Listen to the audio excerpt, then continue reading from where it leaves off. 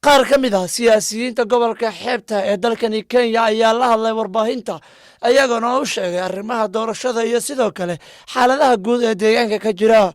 sidoo kale baaq guud oo ay u direen guddiga doorashooyinka iyo xuduudaha madaxa bannaan ee EIBC. We are voter mobilization squad, Coast Region chapter, and we would want to put our word on this that has happened yesterday, which was so unfortunate, being that we've worked so hard to let this election be successful. We were surprised that it's turning out to be something which we cannot explain at the last minute. Therefore, we wish to condemn EIBC Chair Wafula Chebukati for causing confusion which led to chaos witnessed during the release of the final presidential results at the Bomas of Kenya in Nairobi. We also demand for Chebukati's arrest and prosecution to pay for the damage to property at the National Tallying Center due to failure to handle the confusion before the controversial presidential results were declared in favor of Kenya Kwanza presidential candidate, who is the Deputy President William Ruto. Since Chebukati assumed the chairmanship of the electoral body, all elections he has handled have been marred with chaos which leaves more questions than answers. We are surprised to hear that Chebukati declared the presidential results from portal, yet he had made Kenyans wait for 6 days. He was doing the verification before releasing the outcome of the presidential poll.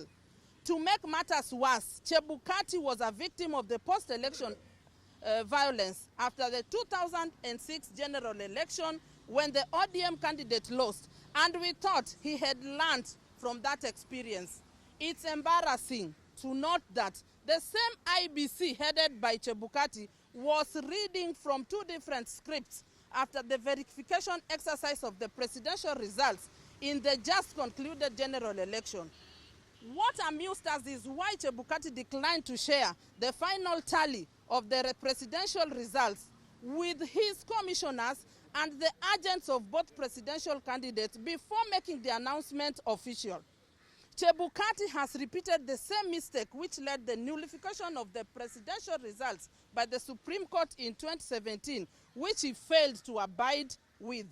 It is Chebukati's arrogance that led to voter apathy, which had moved from bad to worse, as evident in the just ended polls.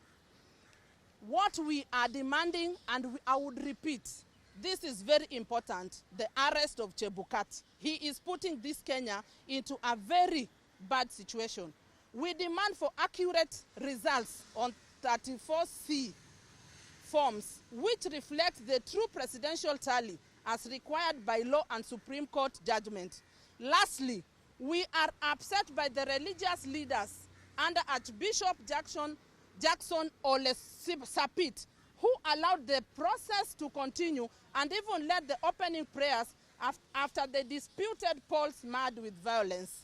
If I can remember very well, I saw the Muslim leader or prayer person who was there left when he saw this thing was not worth.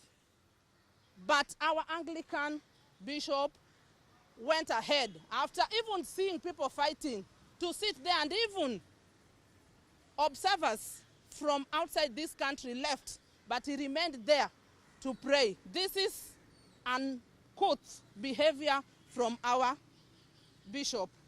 We had expected them to call for the postponement of the exercise, as there was still a day before the deadline of the declaration of the presidential results. It is wrong for religious leaders to be partisan instead of being neutral and preaching water while drinking wine. We are sorry to say that the Anglican Church of Kenya's image has been tainted in their being silent